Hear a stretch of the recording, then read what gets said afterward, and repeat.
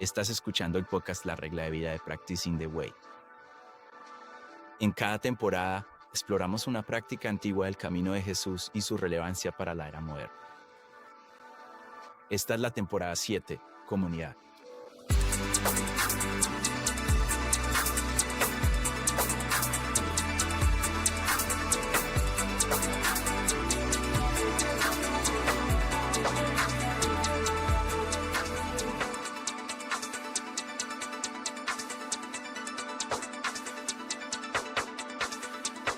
Hola amigos, bienvenidos al primer episodio de la serie sobre comunidad del podcast La Regla de Vida. Mi nombre es Shelby, voy a ser su anfitriona y guía durante esta temporada y me acompaña John Mark. Es una alegría enorme estar con ustedes hoy. ¿Cómo estás? Igualmente, Shelby. Me alegra mucho que estés presentando esta temporada y eres más sabia de lo que aparentan tus años. Para nuestros oyentes, cuéntanos un poco de dónde vienes, dónde vives, qué te trae a esta conversación. Sí, soy originalmente de Louisville, Kentucky. He pasado los últimos 10 años en el ministerio pastoral a tiempo completo. Primero, 7 de esos años los dediqué a enfocarme en la formación espiritual y en la vida de los jóvenes. Y hace poco me mudé a la ciudad de Nueva York, así que estoy en pleno proceso de Es más o menos como Kentucky. chica y calma. Parecía. Sí. Exactamente. Wendell Berry anda por ahí, recitando poesía a los árboles. Sí. Así que nos estamos adaptando a la vida en Nueva York y ahora mi vida es hablar y escribir a tiempo completo. Así es, un poco sobre mí. Bueno, muy feliz de estar contigo. Gracias por hospedarnos. Por supuesto. Bueno, ya sabes, cubriremos muchos temas realmente increíbles a lo largo de esta temporada. Son temas que quedaron en el olvido o que decimos que debemos redoblar esfuerzos y concentrarnos en ellos. Y entonces vamos a abordar temas como los grupos de parentesco ficticios, este tipo de idea radical de ¿qué queremos decir realmente con comunidad? ¿Qué quiere decir el Nuevo Testamento con familia? Exactamente. Sí. Vamos a abordar los sistemas familiares. No solo nos integramos nosotros a la comunidad, sino que traemos a toda nuestra familia con nosotros. Todo el mundo A nosotros. a la habitación. Sí. Vamos a hablar sobre la vergüenza, ese antiguo enemigo del amor y la intimidad. Y luego vamos a cerrar hablando sobre las diferentes prácticas que tendemos a habitar en la comunidad. Todo eso. ¿De qué tema tienes más ganas de hablar? Tú. ¿Sabes? Creo que necesito ser confrontado con lo de Jesús. Visión de comunidad, ya sabes. Y sí, siento dentro de mí esta tendencia a no priorizarlo de la forma en que sé que lo hizo. Así que creo que estoy realmente emocionado de simplemente recordarlo y profundizar en ello. ¿De qué se trata todo esto? Y sí, necesito que me confronte de una manera nueva. Bueno, meta fijada en mi corazón. Estoy aquí para confrontarte. ¿Vale? Necesitamos esto. Ya sabes, antes de sumergirnos en el tema de hoy, ampliemos un poco el tema. Danos una visión holística de la práctica de la comunidad. Sí. Ya sabes, Shelby, tú y yo, y la mayoría de la gente que nos escucha, llegamos a la edad adulta durante una especie de epidemia mundial de soledad. No creo que ese sea un lenguaje drástico en absoluto. Sí. Los historiadores, ya sabes, dentro de 400 años, escribirán sobre el 2007, sin duda, como un punto de inflexión en la historia humana, que es el año en que más de la mitad, al menos de los estadounidenses, tenía un iPhone en el bolsillo delantero derecho. Y el teléfono, Internet, en particular las redes sociales, han alterado drásticamente y creo que han dañado en cierto nivel la forma en que establecemos relaciones, tanto acelerando el proceso de hacer nuevos amigos como reduciendo drásticamente el nivel de lo que significa ser, entre comillas, un amigo. Y entonces existe esta ilusión de, ya sabes, conectividad como comunidad cuando en realidad no son lo mismo. Entonces, ya sabes, si a eso le sumamos que hay varios cientos de años de cultura occidental moviéndose hacia lo que los filósofos llamarían individualismo radical. Y eso lo definiremos en unos momentos. Y entonces surge esta tormenta perfecta, donde la mayoría de la gente vive con este profundo, persistente y existencial dolor de soledad. Que sufre para, al igual que, ser parte de una familia o una comunidad, la desintegración de la familia. Tenemos todas estas heridas profundas de la familia, pero las sentimos y las anhelamos, alguna parte profunda de nuestro cuerpo. Y es así, vivimos con esto, pero también tenemos este miedo a esto también. ¿Sabes? Hay una dinámica de atracción y rechazo donde una parte de nosotros se siente atraída por la visión cristiana de la vida y la comunidad. Y otra parte de nosotros es como, Dios mío, absolutamente. No, porque eso activa todos nuestros miedos y heridas y nuestro deseo de autonomía y que nadie nos diga qué hacer o cuándo estar, en cualquier lugar. Solo queremos ir con la corriente. Y Jesús, al llamar a una comunidad, es a la vez radical, provocador, difícil y hermoso. Es la respuesta al profundo anhelo de nuestro corazón, y entra en guerra con parte de la ruptura que hay en nuestro propio corazón. ¿Sabes? Jesús dijo, ven y sígueme. Y eso se le dijo a una comunidad. Y eso fue, al mismo tiempo, una invitación a unirse a esta comunidad que Jesús estaba formando, que ahora llamamos la iglesia. Y la metáfora dominante que usaron Jesús y todos los escritores del Nuevo Testamento, como sabes, es la familia. Se usan otras metáforas aquí y allá. Ya sabes, la iglesia es como una ciudad en lo alto de una colina, o es como un cuerpo. Pero esas son más bien excepciones. La metáfora que básicamente todos los escritores del Nuevo Testamento usan una y otra vez es la familia. Pero familia, para un hebreo del primer siglo, significaba algo muy diferente a lo que significa familia para una persona occidental moderna. Hablaremos de eso. Sí. Y ese es realmente el corazón de esta práctica. Como encontramos y formamos intencionalmente lo que los sociólogos llaman grupos de parentesco ficticio, que básicamente es el término sociológico para lo que Jesús quería decir con familia, este tipo de comunidad de 20, 30 personas que hacen vida juntos. Y para la mayoría de nosotros, eso significa que tenemos que mirar más allá de la reunión dominical de nuestra iglesia, que es un paso necesario pero insuficiente para vivir en comunidad. Puedes asistir fielmente a la iglesia todos los años durante décadas. Y aún así, no vivir realmente en comunidad. Yo hice eso durante la mayor parte de mi vida. Yo era el pastor, estaba activamente involucrado en la iglesia, estaba allí prácticamente cada vez que abría. Pero cientos de personas alrededor de un escenario no es lo mismo que una familia alrededor de una mesa. Y esas dos cosas no suelen ser excluyentes, pero tienes que encontrar y formar un grupo de personas. Y no es ciencia de cohetes. Estamos hablando simplemente de identificar, conseguir a otras 10 personas para empezar a compartir comidas juntos de manera regular. Lleva la conversación a un nivel más profundo que una cena con amigos. Comparte tu vulnerabilidad mientras construyen confianza entre ustedes. Y luego simplemente permanezcan juntos y sigan a Jesús juntos. Esto no es ciencia de cohetes, pero sí es algo radical en nuestra época.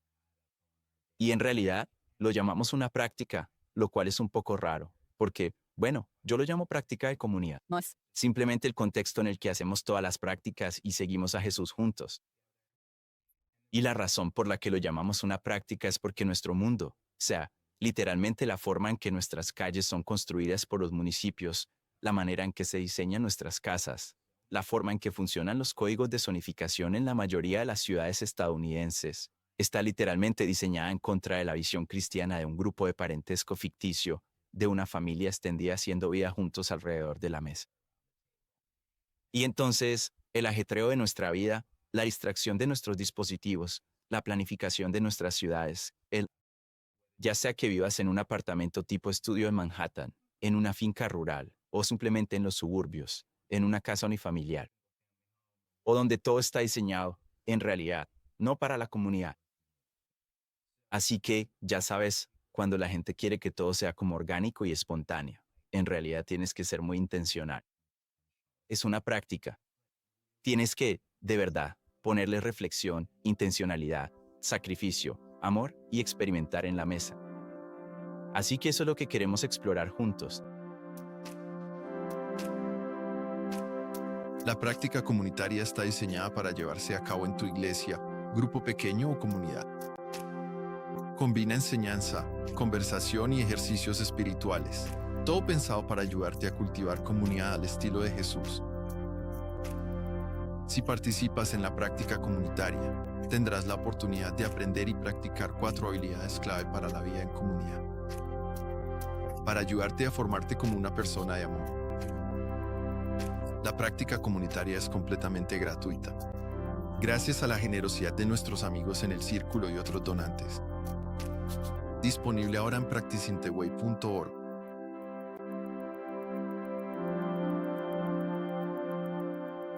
En el momento en que encuentras a tu tribu, lo sabes.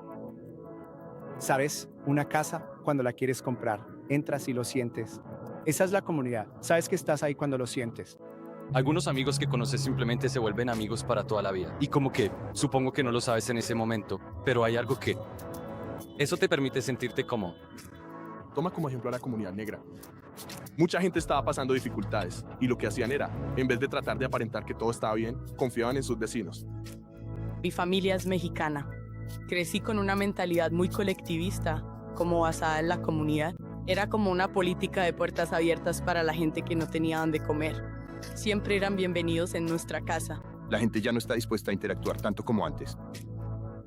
Creo que la gente simplemente está viviendo vidas más solitarias. Y el hecho de que, por ejemplo, ya no sales a comer, te traen la comida a la casa, como que trabajas desde tu casa. Siento que mucha gente está como encerrada, entonces realmente no quieren conocerte. Están atrapados en su caparazón o en sus propias costumbres. Creo que la gente no sabe cómo tener conversaciones genuinas con sus amigos o las personas que los rodean. Para nuestra edad, las redes sociales son fundamentales. Creo que nuestra cultura es mucho como estar solo y hacer las cosas solo, y aquí todo es como por tu cuenta. Es inevitable que vayamos a tener dificultades en la vida. La cultura de la individualidad es como que, cuando te pasan esas cosas, no tienes nada. Eres tú o nada y no tienes a nadie en quien apoyarte.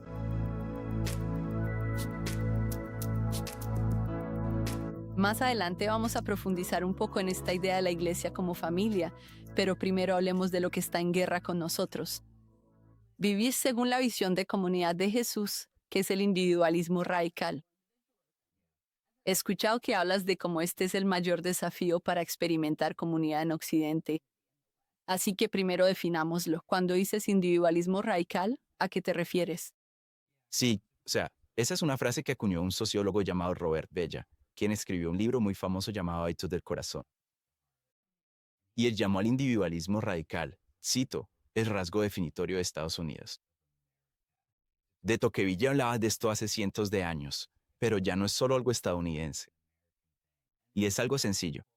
No te dejes intimidar ni te sientas confundido por la etiqueta. Es solo una manera de decir que, en Occidente, o al menos en el mundo moderno, hemos sido socializados e indoctrinados en una forma de ver el mundo, que nos ha enseñado, a un nivel muy profundo, a poner nuestro propio. Las necesidades, deseos, preferencias y la búsqueda de la felicidad propios por encima de las necesidades, deseos y preferencias de cualquier grupo, ya sea nuestra familia biológica, nuestra iglesia, nuestro negocio o empresa, nuestra nación o una ciudad. Hemos sido socializados para anteponer nuestro propio interés al de ese grupo más amplio. Y simplemente asumimos que eso es lo normal. Es simplemente el aire que respiramos. ¿Sabes? El poder de la cultura no está tanto en las preguntas que te lleva a hacer, sino en las preguntas que te impide siquiera plantearte. Desde el principio. Y por eso muchas veces ni siquiera cuestionamos realmente este aspecto. Simplemente se asume que es. ¿El agua en la que vivimos? Buscamos ser felices. Sí. Y sin embargo, definitivamente no lo es. Háblanos del impacto del individualismo radical en la iglesia, la comunidad y nuestras relaciones.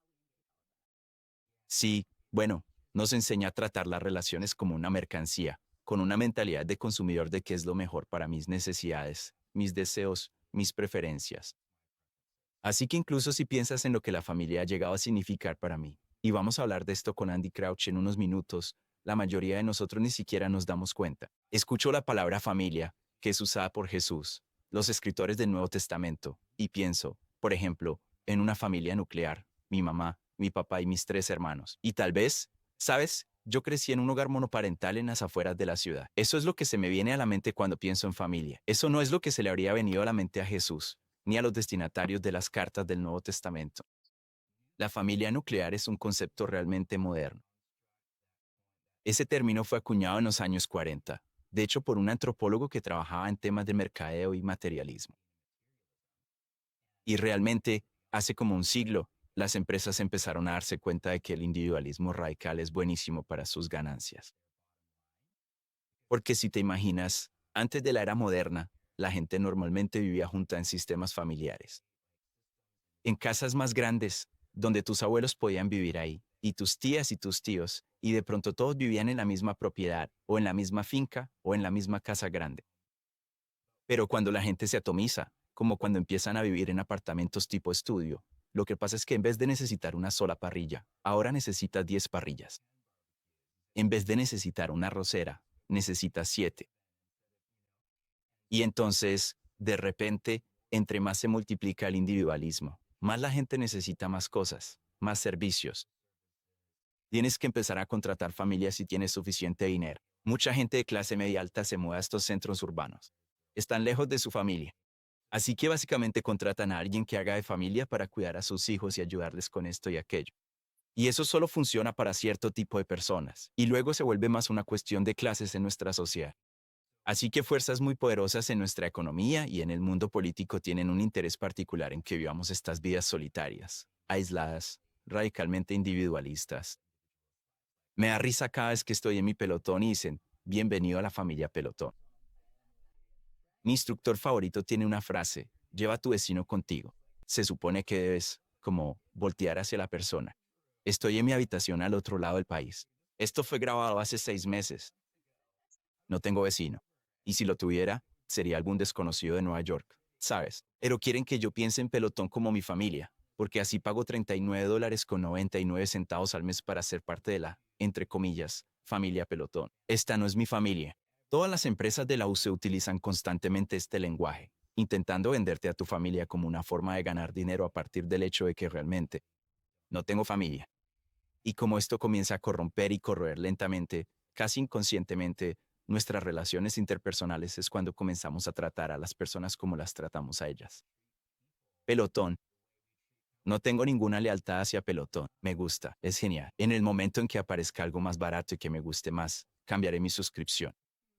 Y entonces empezamos a tratar las relaciones de esa manera. Nos metemos en un grupo pequeño en la iglesia o intentamos vivir en comunidad durante 3 meses y luego. Tal persona es muy fastidiosa y esta persona está pasando por un mal momento y siempre está hablando de eso, y esta otra habla demasiado y aquella no habla nada. Y nosotros pensamos, me voy, esto ya no me hace feliz. Simplemente hago un brunch con amigos cuando estoy de humor y tengo tiempo. Y luego nos preguntamos, ¿por qué me siento solo? ¿Por qué no me estoy convirtiendo? Y esto es muy importante para nosotros, Shelby, como seguidores de Jesús, porque llegamos a esta conversación un poco diferentes a la cultura en general, donde todos enfrentan una crisis de soledad. Todos, cristianos, ateos, budistas, cis, todos anhelamos una familia porque fuimos hechos para la familia. Fuimos creados por Dios para vivir en estas comunidades. Pero nosotros lo abordamos como seguidores de Jesús, cuyo propósito, cuya meta final, cuya ambición principal es convertirnos en personas impregnadas por el amor de Jesús. Y eso simplemente no va a suceder fuera de una red relacional profunda y fuertemente conectada. Sea lo que sea la formación espiritual, es un proceso altamente relacional. Y por eso, a menudo sobreestimamos el poder de las disciplinas espirituales o el conocimiento bíblico, o la asistencia a la iglesia, cosas realmente buenas e importantes. Y no nos damos cuenta de lo central que es estar conectado relacionalmente a un nivel muy, muy profundo con otras personas, y cómo ese es el proceso por el cual ocurre todo cambio profundo. La mayoría de nosotros, cuando tengamos 80 años y miremos atrás para nombrar lo que fue más transformado. No nombraré un libro, ni una conferencia, ni un sermón, y estoy a favor de eso, pero nombraremos una relación. Sí, Comunidad, exactamente. sí. Y esto es muy importante para nosotros. Común. Aprendices de Jesús. Sí, esto está en todas partes, como dijimos. Esta es el agua en la que vivimos. Y uno pensaría que en nuestras iglesias, ¿sabes?, encontraríamos maneras de combatir o contrarrestar eso, pero ese no siempre es el caso, así que háblame de eso. Sí, o sea, yo sí creo que la iglesia es la solución al problema para nosotros como seguidores de Jesús. Pero cuando digo iglesia, no me refiero solo a asistir a la iglesia. Y parte de eso es porque la iglesia occidental moderna está muy organizada en torno a los domingos, a un evento semanal y a los escenarios. Y no lo digo como una crítica. En cada generación, en cada continente, en cada cultura, la iglesia de Jesús adopta a él. Color y contornos de la cultura. Y eso no es del todo malo. De hecho, mucho de eso es realmente saludable. Entonces, Hay razones por las que el movimiento de iglesias en casas florece en China. Y no es solo por el régimen comunista, es porque existen estructuras familiares y es una cultura más autoritaria y comunitaria. Y por eso es más fácil organizarse de esa manera. En Occidente, se organiza alrededor de este tipo de reuniones más grandes, basadas en eventos y en escenarios. Y muchas veces no nos damos cuenta de que en realidad esa no fue la forma de la iglesia durante la mayor parte de su historia. No es así como es la iglesia en la mayor parte del mundo. En la Reforma Protestante, la arquitectura de las iglesias empezó a cambiar para poner la predicación de un sermón bíblico en el centro de la reunión semanal, cuando antes lo era la Eucaristía.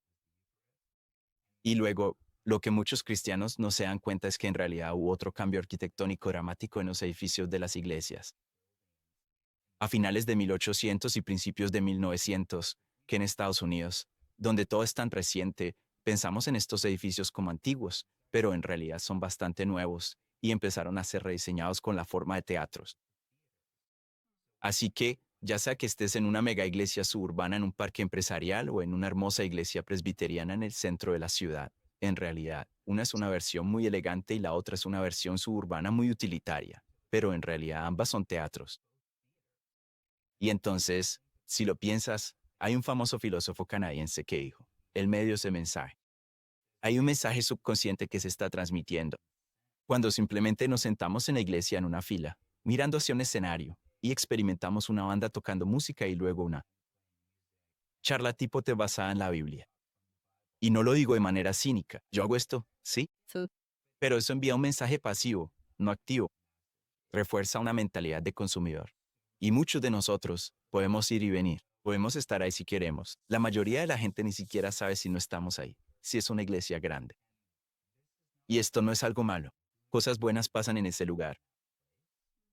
Pero si eso es todo lo que entiendes por soy parte de una iglesia, no estás recibiendo los elementos más esenciales que se requeridos para todo cambio espiritual profundo. Conocer a las personas, ser conocido, estar en relaciones donde tienes que perdonar, donde tienes que entrar en conflicto, resolverlo y crecer, donde tu lado oscuro queda expuesto, ya sea porque eres vulnerable y quieres mostrarlo, o simplemente porque la gente ha estado a tu alrededor el tiempo suficiente.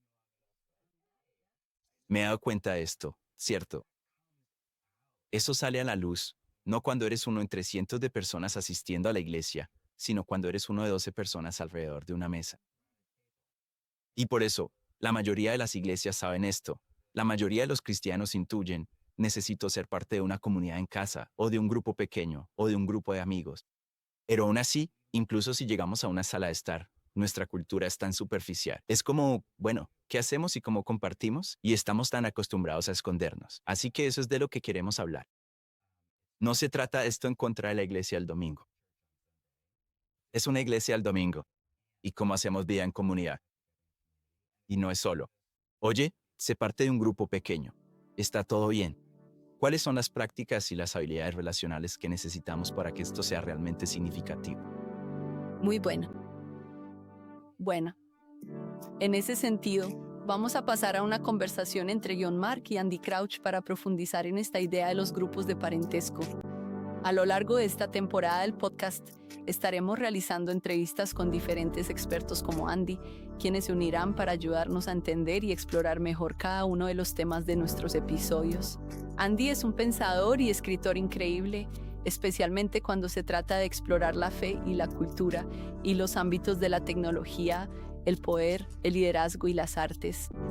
Pasó muchos años como editor y productor en Christianity Today y actualmente está haciendo un trabajo muy necesario para impulsar el emprendimiento redentor a través de la comunidad en praxis. Andy es una de esas personas cuya vida es incluso más bella que su mente. Aquí está con Juan Marcos.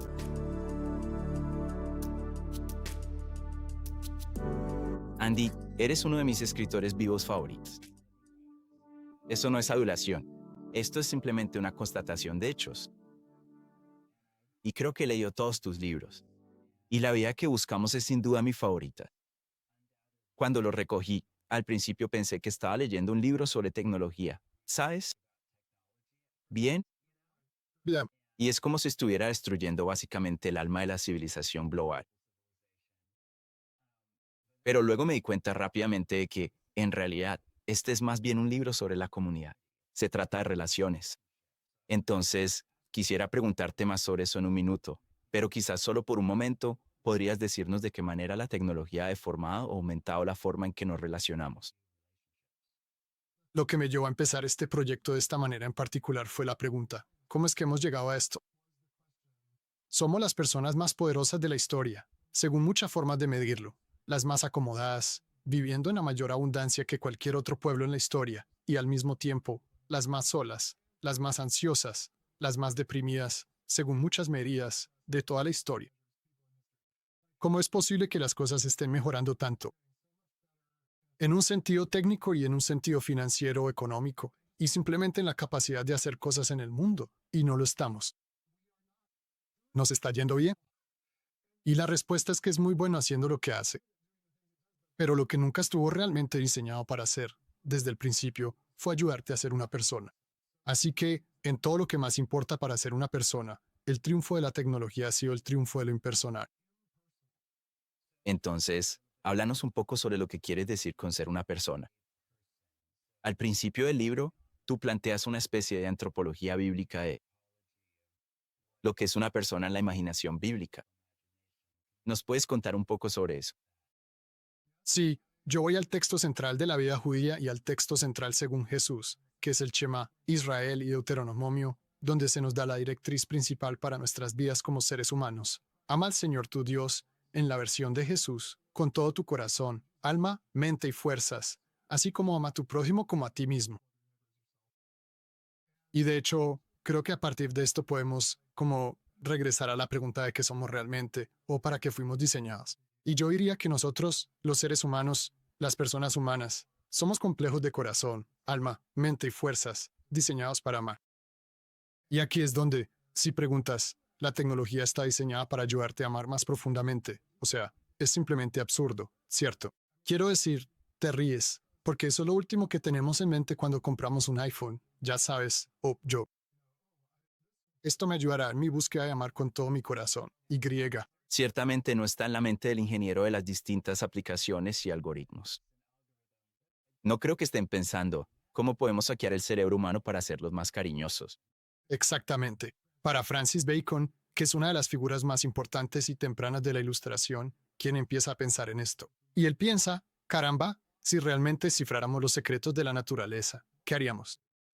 Y básicamente dice, haríamos la vida de las personas más fácil. Y eso no está del todo mal. Solo que no está impulsado por lo que Jesús dice que es la directriz principal, que es desarrollar la totalidad del corazón, la totalidad de la mente, del alma, de la fuerza, de tal manera que seas capaz de amar. Y ese nunca ha sido el principio de diseño detrás de la tecnología. Por lo tanto, no es sorpresa que, incluso cuando la tecnología se vuelve muy buena en lo que hace, en realidad no mejoramos en hacer aquello para lo que fuimos hechos, que es amar de esa manera. Enmarcas a una persona como un corazón, alma, mente, fuerza, complejo, diseñado para el amor, obviamente bíblicamente. Y luego, en el libro, usted plantea la pregunta, ¿qué tipo de lugar necesitamos para prosperar como personas? Pero eso es una frase, y eso me encanta. Y luego mi capítulo favorito de todo el libro es el capítulo sobre el cambio de la familia al hogar. Cuéntanos más sobre esta idea de hogar. Y yo diría que el lugar que necesitamos para prosperar como personas es uno en el que la calidad relacional de la personalidad esté plenamente considerada y garantizada. Porque resulta que si estamos diseñados para el amor, no puedo ser plenamente yo mismo sin los otros a quienes estoy llamado a amar. Y realmente, lo que ahora sabemos sobre cuán interconectadas están estas 4 dimensiones de corazón, alma, mente y fuerza, es que solo alcanzan su plenitud en relación con otras personas. Así que el lugar donde vamos a florecer como personas es aquel donde estamos presentes con otros de una manera que nos permite aprender a amar. De alguna manera, puedes abordarlo desde los primeros principios y decir, bueno, ¿qué necesitarías? Necesitas continuidad. Porque no hay nada más disruptivo para el amor que las personas apareciendo y desapareciendo en tu vida al azar, como si parpadearan y dejaran de existir en tu vida. Como pasa en TikTok, por cierto. O sea, simplemente aparecen y luego se van. Luego aparecen y luego se van. Sí, o sea, necesitamos continuidad. Si voy a aprender a amar, eso va a requerir tiempo. Eso es. De lo que trata toda la teoría del apego. Lo que pasa cuando no tenemos continuidad en nuestros primeros años.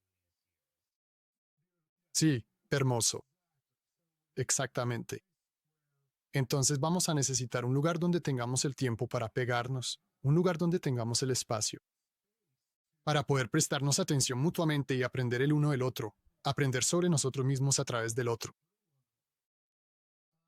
Vamos a tener que involucrarnos en todas las diferentes dimensiones. Eso va a tener que tener resonancia emocional. Va a tener que haber oportunidades para hacer cosas físicamente con tu cuerpo, para marcar una diferencia en el mundo, incluso materialmente. Y durante la mayor parte de la historia humana, la forma en que se respondía a esto era, de una u otra manera, viviendo en un entorno de familia extendida. Me llamó mucho la atención la metáfora que la Iglesia usó para sí misma cuando comenzó. Reflexionando sobre esto como la familia de Dios, el nuevo capítulo que se inaugura con la resurrección, la ascensión y el don del Espíritu. En ese nuevo capítulo, la Iglesia empieza a preguntarse, bueno, ¿quiénes somos? Y recurren al modelo de familia que tenían a su alrededor, que era principalmente el hogar grecorromano. Y el hogar tiene en común con la mayoría de las estructuras familiares premodernas y pretecnológicas que no es solo una convivencia temporal de una pareja casada y sus hijos directos hasta que los hijos se van de la casa. En la adultez, la mayoría de los seres humanos no han vivido en un entorno relacional tan limitado. Sí, lo que nosotros llamaríamos la familia nuclear. Sí, entonces digo familia, y me imagino que mis padres y mis hermanos. Estás diciendo que familia significa algo más. Bueno, es interesante, pero ¿vives con tus padres y tus hermanos ahora? Ya. No. La mayoría de las personas, a lo largo de la mayor parte de la historia, han vivido toda su vida con personas con las que tenían una conexión profunda, no solo como padres de hijos, sino como hermanos, como relaciones de parentesco extendidas, como tías y tíos, primos, etc. Y luego, por supuesto, varias generaciones con los abuelos, incluso bisabuelos viviendo muy cerca, sino en la misma casa. En el mundo grecorromano, había otra capa en esto, que es que cuando Aristóteles habla del hogar, está pensando en una operación agrícola a gran escala que provee muchas de sus propias necesidades. Por toda esa red de personas cultivando alimentos, produciendo cosas juntos, fabricando textiles, confeccionando su propia ropa, todo tipo de cosas. Y en el mundo grecorromano, eso podía o no tener ese tipo de cualidad agrícola. Pero aún así tenía esa cualidad de relación extendida. Relaciones incluso más allá de los lazos estrictos, como los de parentesco biológico. Así que esto es, más o menos, la vida normal en el Imperio Romano. Primero, los cristianos adoptan esto y también lo transforman profundamente, porque asumen ese mismo sentido de interdependencia. Y de hecho, empiezan a reunirse en las casas de personas que tienen hogares lo suficientemente grandes como para acomodar a una familia extendida. Pero de repente, todos empiezan a llamarse hermano y hermana. En Romanos 16, que mencionan el libro, vemos algo increíble. Tenemos un vistazo asombroso de donde se está escribiendo la carta a los romanos. Y alrededor de la mesa, en esa casa, la casa en sí pertenece, se podría decir, a un tipo llamado Gallo. Pero sentada a la mesa está una mujer llamada Febe, que probablemente es comerciante y viaja por motivos de su negocio. Pero ahora ella es bienvenida en la mesa de Gallo, algo muy inusual, justo ahí. Y luego conocemos a este tipo, Tercio, que en realidad es quien está escribiendo lo que Pablo le dicta.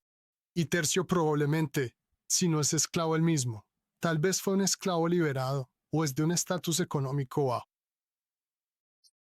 Y él está sentado en la misma mesa junto con un tipo llamado Cuarto, que podría ser su hermano, porque Tercio significa número 3 y Cuarto significa número 4. Así que tal vez Cuarto es el hermano menor de Tercio.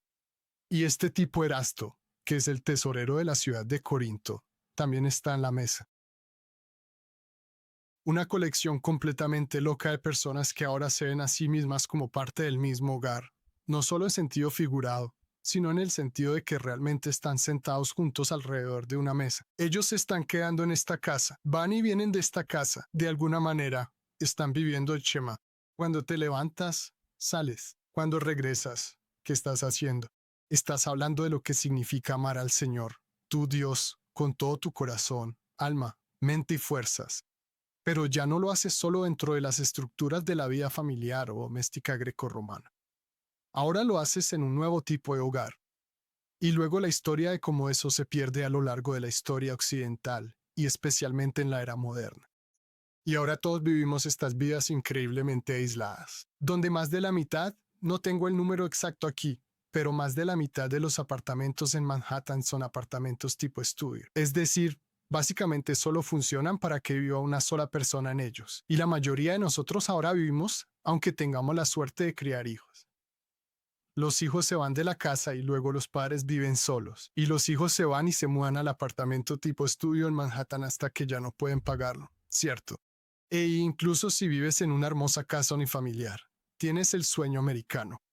No estás viviendo el sueño bíblico de Deuteronomio 6, ya sabes, vivir de tal manera que aprendas a amar en comunidad, o el de Romanos 16, que es tener ahora una familia radicalmente diferente a la que jamás hubieras imaginado. Y tú les perteneces a ellos, y ellos te pertenecen a ti, y juntos van a aprender lo que significa amar. Adoptaron esta estructura social del hogar. Y no solo la adoptaron, sino que la transformaron radicalmente, basándose en la vida, enseñanzas y persona de Jesús. Ayúdanos a imaginar cómo podríamos reinventar la vida en un hogar en el siglo XXI, con nuestros rectángulos brillantes en nuestro apartamento tipo estudio, ¿o qué? O sea, ayúdanos a soñar, danos una visión sin límites, ya sabes, no tenemos que entrar en detalles o ser prácticos en este momento. Solo ayúdanos a imaginar cómo podría verse esto hoy en día. O sea, las dos dimensiones más obvias son más permanencia y más proximidad. Mira, si vamos a ser parte de la misión de Dios, vamos a estar enviando personas. Y eso pasa incluso en Romanos 16. Lo que está a punto de pasar es que Febe va a ser enviada a Roma con una carta para los romanos. No es como si todos fuéramos a quedarnos en nuestro pequeño capullo. Pero sí creo. Nuestras vidas son tan transitorias. Nuestras relaciones entre nosotros, nuestras amistades e incluso las relaciones familiares son tan transitorias comparadas con lo que sería construir vidas donde permanecemos en relación con las personas. No solo, digamos, si te casas con la persona con la que te casas y le entregas tu vida, sino muchas más personas que conoces de por vida. Durante toda tu vida. E incluso si no siempre estás cerca de ellos, constantemente vuelves a tener contacto con esas personas. Y, ¿sabes? Los finales de las cartas de Pablo están llenos de estas reminiscencias y anticipaciones de reencuentros. Él siempre está diciendo, volvamos a vernos, ¿sabes? Y está dando instrucciones para que se construyan comunidades en cada ciudad, que van a tener una cantidad tremenda de permanencia, se podría decir, una presencia permanente como testigos. Y luego, la parte de la proximidad es, bueno, creo que la manera en que lo describiría es a través de una experiencia real que mi esposa y yo tuvimos hace un par de años. Ahora, durante unos 20 años, hemos vivido en una casa unifamiliar en un pequeño terreno en un suburbio de Filadelfia, y es muy agradable y no tiene nada de malo.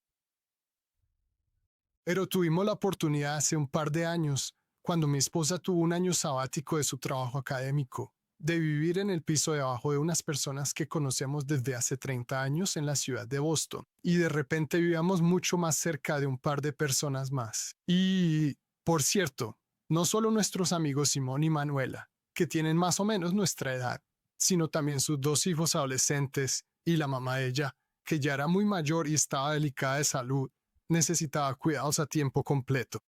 Todos ellos vivían arriba, nosotros vivíamos abajo. Y me di cuenta, déjame decirlo así, John Mark. Hay un cambio enorme que ocurre en una relación cuando te mudas a la misma ciudad. Hay otro cambio enorme que ocurre cuando te mudas al mismo barrio. Y hay otro cambio enorme que ocurre cuando te mudas a la misma calle.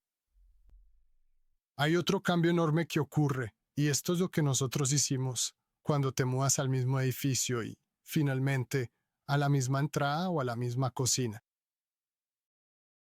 Si Luis tenía razón en su visión del infierno, que es ese suburbio interminable donde todos siguen mudándose para estar cada vez más lejos unos de otros. Creo que la imagen del cielo en la tierra es acercarse más. Así que cualquiera de esos grados de cercanía que aún no hayas alcanzado con las personas con las que estás llamado a estar en misión de por vida, da un paso más cerca y descubrirás que esa proximidad lleva a una forma de ser conocido, una forma de depender de Dios juntos y una forma de tener que navegar por todo el desorden de ser humanos juntos, que no conocerás de ninguna otra manera. Ahora, esto suena tan hermoso y convincente. Y yo he vivido así. Nunca lo conseguí. Sí, de hecho entramos en la misma casa y al otro lado de la calle. Y fue la mejor comunidad en la que he estado en toda mi vida. Y, sinceramente, quiero decir, años muy, muy preciados de mi vida. Pero también conlleva muchos desafíos. Entonces, ¿O sí? sí, esto no es una utopía. Ya sabes, de hecho, parte de su función es realmente traer. Hay razones por las que estamos huyendo de esto. Hay Cosas. de las que intentamos huir, tanto en los demás como en nosotros mismos, consciente o inconscientemente. Entonces, cuéntanos, ¿cuáles son algunos de los desafíos que surgen? ¿O cuáles son algunos de los sacrificios que se requieren para obtener este beneficio de una red fuerte y comunidad? Creo que es manifiestamente sacrificial. Si entras en esto de manera idealista, será un desastre. Tienes que entrar sabiendo que esto va a ser una escuela de amor para la que nadie te ha preparado. Y que, la verdad, nuestro mundo tecnológico nunca te ha dado ni una pista de cómo manejarlo. Porque todo lo que te ha dado son maneras de irte a los suburbios y huir de la cercanía. Y creo que tienes que entrar creyendo que estoy aquí para aprender qué significa ser un servidor. Estoy aquí para aprender qué significa ser un pecador. Estoy aquí para aprender qué significa amar a los pecadores. O sea, el matrimonio es absolutamente una escuela para descubrir que eres un pecador y que también tienes que amar a un pecador, pero estás atado por una especie de atracción inicial, que normalmente, ojalá, todavía quede algo de esa chispa, formas de reavivarla. Y luego, padres e hijos, por supuesto, están unidos por el hecho de que son tus hijos y los amas pase lo que pase. Es más difícil cuando sales. Hay más grados de separación. Y todavía está lo suficientemente cerca como para que realmente quieras encontrarte con los problemas de otra persona, ¿cierto? Y es ahí cuando realmente entras en la escuela del amor, que es la escuela del sacrificio. Así que creo que si entramos pensando, seré más feliz si estoy rodeado de comunidad. No tenemos ni idea de lo que estamos diciendo. No, creo que a largo plazo estarás mejor, sí. Y tú, mucho más adelante en el camino te darás cuenta de que la soledad ya no es parte de tu vida, de una manera en la que sí lo es para la mayoría de los estadounidenses. Pero el camino para llegar ahí básicamente es aprender a entregar tu vida por los demás. Es el clamor. Es morir a uno mismo. Sí, exactamente. Y entonces se convierte en una apuesta muy real sobre el equilibrio. Creo en lo que dijo Jesús. Y él dijo, si quieres salvar tu vida, tienes que perderla. Una vez escuché a alguien a quien un joven muy bien intencionado, que había tenido mucha, ya sabes, buena suerte, básicamente le dijo, he vivido una vida muy protegida, privilegiada. ¿Cómo puedo aprender a sufrir?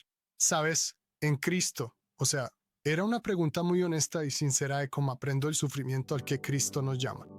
Y esta persona dijo, oh, eso es fácil. Simplemente haz un compromiso con alguien y quédate con él. Andy tuvo comentarios muy perspicaces en relación con esta idea. Como siempre lo hace. Como siempre lo hace. Genial, Andy. Pero estos grupos de parentesco son el fin de esta práctica. Cuéntanos un poco más sobre ello. Sí, quiero decir que ese lenguaje era nuevo para mí. Quiero decir, de nuevo, yo crecí en la iglesia. Soy hijo de un pastor. Me convertí en pastor a los 19 años. Estaba en la iglesia todo el tiempo. Y aún así, diría que no viví en comunidad hasta mis 30. Cuando, honestamente, solo puedes leer el Nuevo Testamento por tanto tiempo antes de que te cambie la vida. Y hubo un momento realmente impactante en mi vida. Habíamos comenzado. Una comunidad en casa. Unos buenos amigos nuestros se habían mudado al frente, al otro lado de la calle, cerca, tratando de vivir cerca los unos de los otros. Pero aún así, tengo esta parte mía muy profunda, radical, individualista, introvertida. Es como, bueno, eso es lo más cerca que puedo estar. Luego leí un artículo en The Atlantic de David Brooks y tenía un título provocador. Lo puedes buscar en Google. Creo que era algo como, ¿ha sido la familia nuclear un desastre para Estados Unidos? O algo así. Y esa fue mi primera introducción a lo que los sociólogos llaman grupos de parentesco ficticio, que es simplemente la idea de que existe una familia biológica.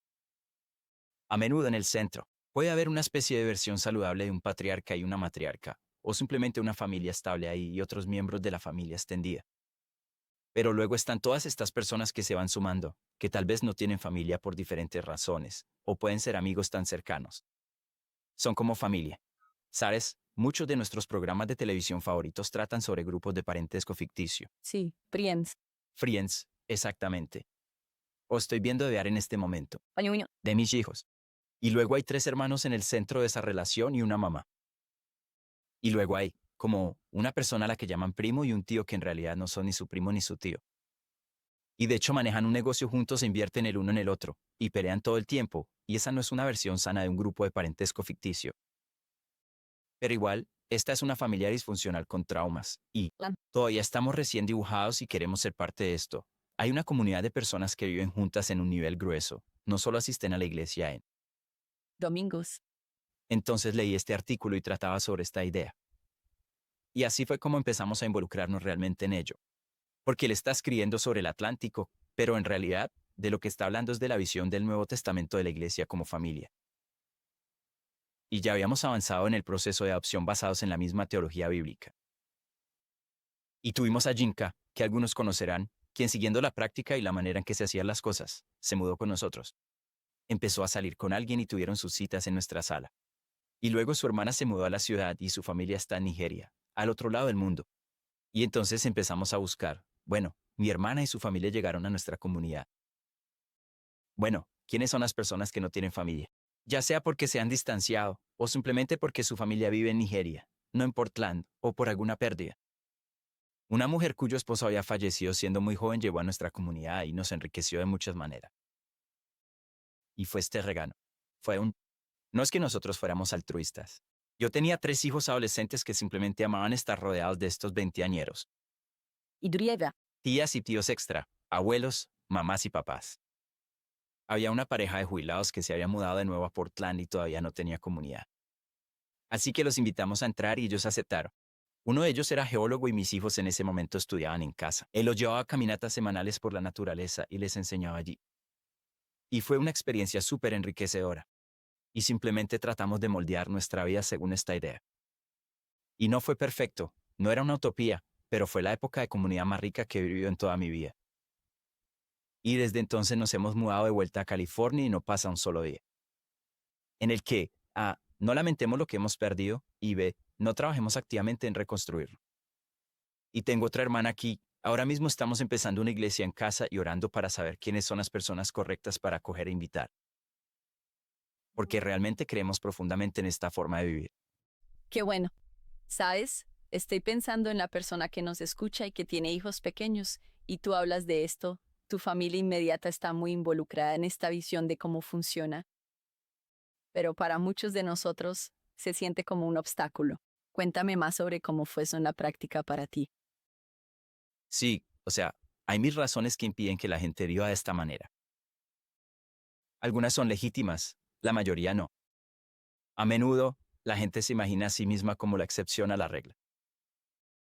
Y es como, bueno, ¿sabes? No puedo porque tengo hijos pequeños, o no puedo porque no tengo hijos, o no puedo porque soy soltero. Y empiezas a darte cuenta de que cada grupo demográfico, ¿sabes?, está encontrando alguna forma mental de evadirlo. Y eso es por esa dinámica de empujar y jalar que mencionamos. Creo que es un marco de Ruth Halliburton, pero, ¿sabes?, donde sentimos ese vaivén, queremos esto y no lo queremos. Cierto. Porque tiene un costo. Y, ¿sabes? Andy lo dijo muy bien, la frase de Jesús. El que quiera salvar su vida, ¿sabes? Tienes que perderla. Sí. Y creo que donde nos equivocamos en los cálculos es que tenemos razón. Que vivir en un grupo de parentesco, hacer la vida juntos alrededor de una mesa, en realidad cuesta mucho. Tienes que renunciar a la libertad, la autonomía, el tiempo, el dinero, la privacidad. O sea, lo vas a pagar emocionalmente, incluso financieramente. Pero donde nuestros cálculos fallan terriblemente es que no nos damos cuenta de que el costo de no hacerlo es aún mayor. Mucho mayor. Cuéntame más. Bueno, he visto esto durante tantos años, en tantos años como pastor. Recuerdo, hace unos 10 o 15 años, estar sentado con nuestros ancianos y nuestro equipo pastoral. Y estábamos lidiando con varias personas que estaban pasando por diferentes desafíos financieros, emocionales, traumas, desafíos espirituales. Exacto. Y de repente nos dimos cuenta de que, para ese momento, ya habíamos hecho mucho trabajo para reorganizar toda nuestra iglesia. Alrededor de comunidades de mesa basadas en el vecindario, donde la gente estaba dividida, no exactamente en grupos pequeños. Eran mucho más sólidas, son mucho más sólidas que eso. Comunidades en casa que comparten la vida alrededor de una mesa y viven cerca unos de otros. Y hemos hecho todo este trabajo, pero sabes, no puedes obligar a la gente a vivir de esta manera. Así que teníamos a la gran mayoría de nuestra iglesia en estos grupos, pero no a todos, por supuesto. Y empezamos a darnos cuenta de que, sin exagerar, el 90% de las personas que necesitaban ayuda del equipo de nuestra iglesia eran las que no estaban en comunidades en casa. Porque las comunidades en casa, radicalmente, para cuando la historia llegaba a nosotros, no era una historia de necesitamos provisión financiera. Era una historia de provisión financiera.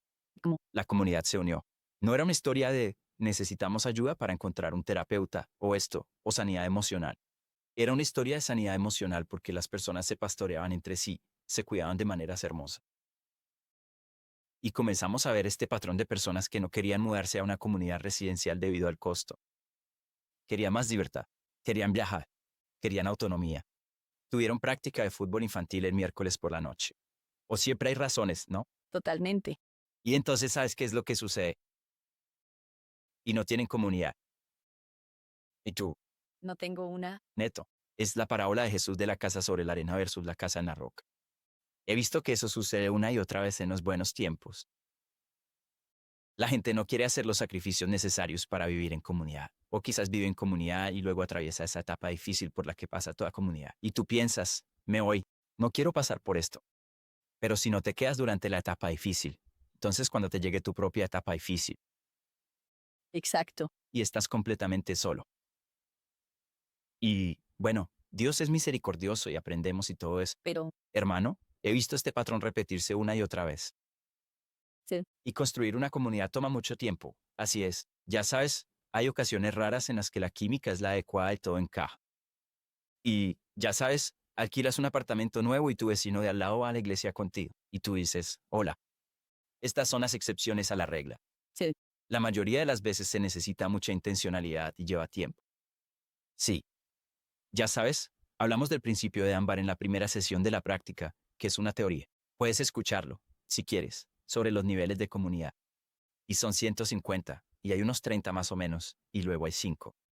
Y hubo un sociólogo que investigó cuánto tiempo toma avanzar a través de estos niveles de relación. De conexión. Y en promedio, él descubrió que se necesitan 50 horas para que un conocido se convierta en amigo. Y 200 horas para que un amigo se convierta en un amigo íntimo. Y para la gente que quiere que las cosas sucedan rápido, es como si se fuera el mundo en el que vivimos. Piensen en lo ocupadas que están nuestras vidas. Trabajamos, vivimos en ciudades. Quiero decir, 200 horas. Sí. Esto lleva 200 horas. Sí. En realidad, si lo piensas, incluso si tuvieras una cita para tomar un café cada semana, haz los cálculos. Eso serían un par de años. Sí. Así que esto simplemente, tienes que invertir el tiempo. Pero todo esto para decir que, cuando hacemos las cuentas, sí, nos va a costar vivir de esta manera, pero nos costará mucho más no hacerlo. No vivir de esta manera. Exacto, eso. Nos costará en soledad, nos costará no escuchar la voz de Dios, nos costará tomar malas decisiones porque no estamos discerniendo.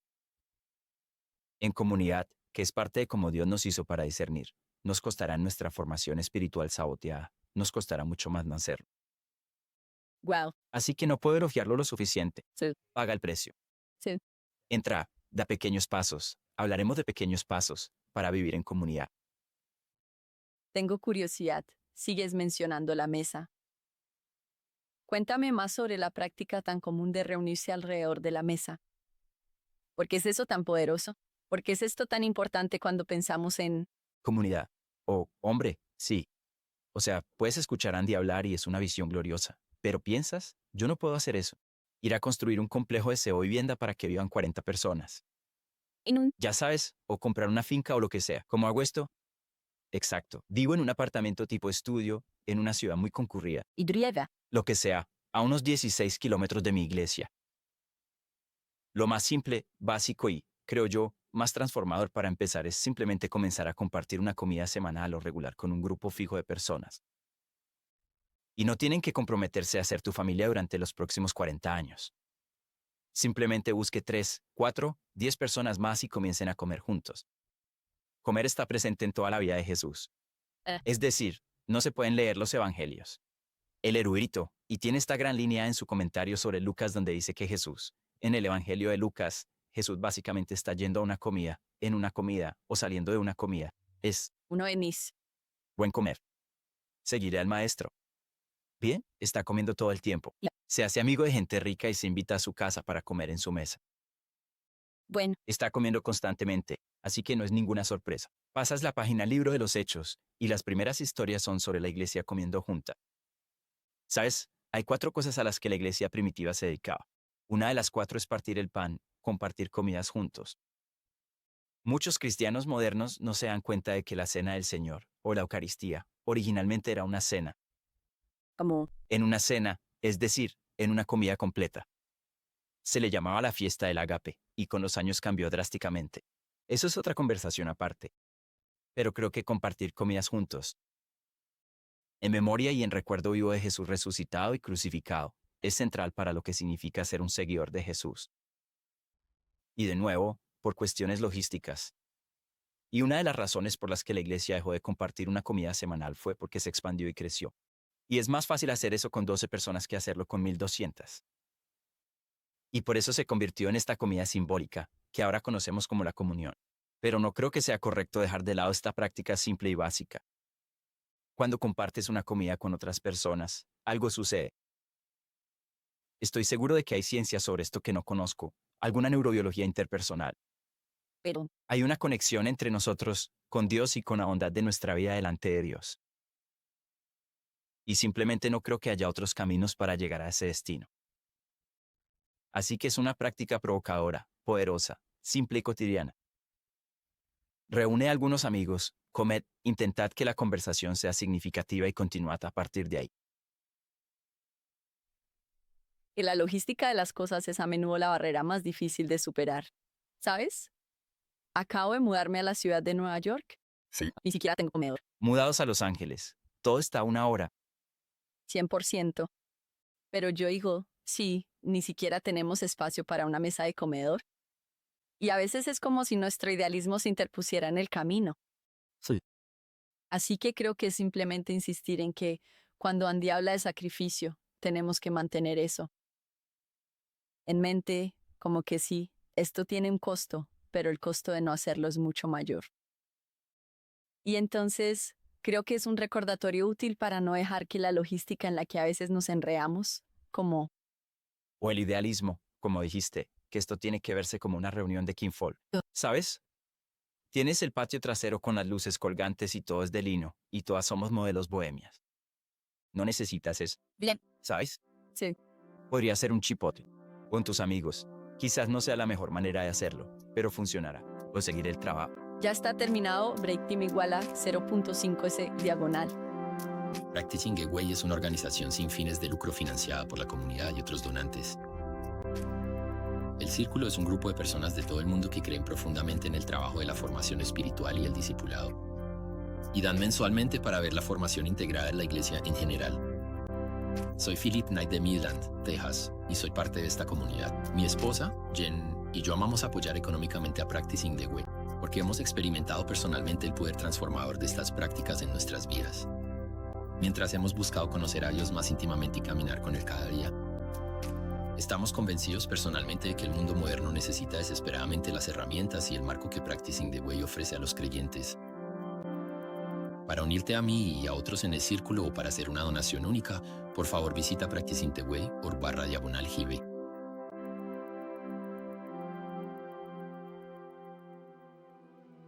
Nuestro deseo en Practicing the Way es que, a través de nuestros recursos, como este podcast, no solo aprendas o pienses acerca del camino de Jesús, sino que empieces a poner en práctica lo que escuchas. En esta temporada del podcast, compartiremos 4 historias diferentes de aprendices de Jesús, que modelan una forma de vivir las relaciones más profunda y radical. Viajamos a Portland, Oregón, para capturar estas historias de la comunidad en la iglesia Bridgestone. Para comenzar, aquí están Gabriel y Tiffany con una hermosa historia sobre cómo un desconocido en su comunidad se convirtió en familia.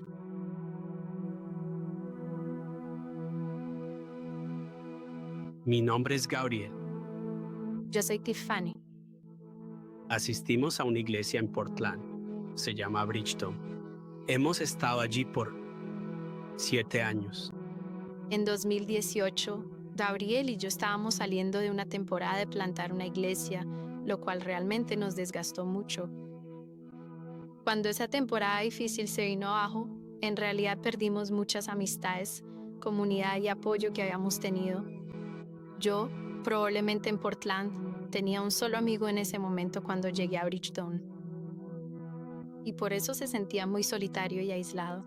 Y creo que nos preguntábamos, ¿qué estamos haciendo aquí siquiera, aquí todavía? Llegando en enero de 2018, yo llegué a esta iglesia casi arrastrando. En las primeras semanas, te pedían que te reunieras con alguien y compartieras tu historia. Mientras cruzaba el salón, sentí que alguien, ya sabes, me agarró del brazo. La persona a mi lado, quien, si soy brutalmente honesto, era la última persona con la que quería compartir mi historia. Por la razón que sea, incluso ahora, es difícil decir por qué. Esta persona se llama Sach. De hecho, salimos al día siguiente o 2 días después, o algo así de rápido, y nos pusimos a hablar. Y de verdad aprecié mucho el hecho de que él estuviera dispuesto a ir primero, a encontrarse conmigo y luego compartir de manera muy honesta. Y casi que me dio permiso para ir a donde necesitara, para adentrarme en mi propia historia y enfrentarla.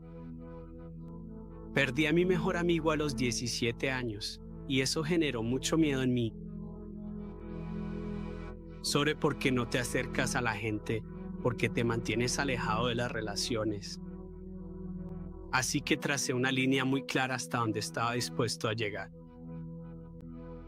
Y ese era el límite hasta donde iba a confiar en alguien, hasta donde iba a practicar algún tipo de vulnerabilidad. Durante esta temporada que Gabriel tuvo de aislamiento, o en realidad durante los primeros 7 a 10 años de nuestro matrimonio, eso puso una carga sobre nuestra relación que debe soportar más de lo que puede soportar un matrimonio y que debe ser soportada por otras amistades y ser conocido por otras personas de la comunidad también. Creo que, en muchos sentidos, me convertí en la única persona que podía conocerlo o con la que se sentía lo suficientemente seguro como para que lo conocieran. Y empecé a sopesar el costo y me di cuenta, oh Dios mío, es como si estuviera perdiendo el tiempo con estas personas, las que más amo. El precio que pagué por estar sola y aislada comenzó a superar el precio que suponía entablar relaciones. Y con el tiempo, dentro del contexto de relaciones más seguras como la de Sach y otras personas, eso en realidad me ha permitido volver a esos momentos, recogerlos y como hacerles una especie de biopsia para ver qué está pasando ahí. ¿Cuáles son las razones detrás de esto? ¿Cuál es la razón detrás de este miedo, inadecuación, rechazo o abandono? Pero también para poder sanar de eso. Y ahí fue donde Jesús entró y me encontró de una manera muy específica. Sach y yo, después de esa semana en la que compartimos nuestras historias, de inmediato me siento más cercano a él. Solo por lo que él compartió y lo que yo compartí. Y luego básicamente nos vemos los martes en la noche, alrededor de la mesa, con una frecuencia regular dentro del contexto de la comunidad de Bridgestone. Y eso, en la práctica, significa llegar, compartir una comida juntos una vez a la semana. Y al hacer esa cosa tan ordinaria, terminamos construyendo una profundidad, intimidad y vulnerabilidad que no se puede lograr de la noche a la mañana. Con el tiempo, eso trajo emoción a la práctica y a vivir la vida juntos. De cualquier manera que se diera, sabes, lo bueno, lo malo, lo feo, todo es bienvenido en la mesa. Sach se ha convertido en familia para nosotros en todo sentido. Él es nuestro contacto de emergencia para todo, los niños en el colegio. Él está cuidando a nuestros hijos en este momento para que nosotros podamos estar aquí. Casi todos los sábados, Él simplemente llega para la comida. Y así es como ahora vivimos la vida con Él como familia. Al mirar atrás a ese primer momento o interacción con Sach en ese círculo de desconocidos, fue Jesús acercándose a mí para desarmar algunas de esas cosas que impedían la relación. Desde entonces, no solo he estado abierto a lo que Jesús tiene para ofrecer, claro, sino también como, interrúmpeme, Señor. De una manera que lleve a la intimidad, que lleve a la relación. Estoy simplemente agradecido de que, sí, aceptamos esa invitación.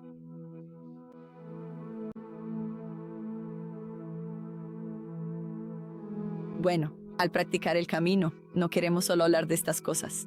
Queremos ponerlo en práctica. Así es, llevarlo de La teoría. hacerlo.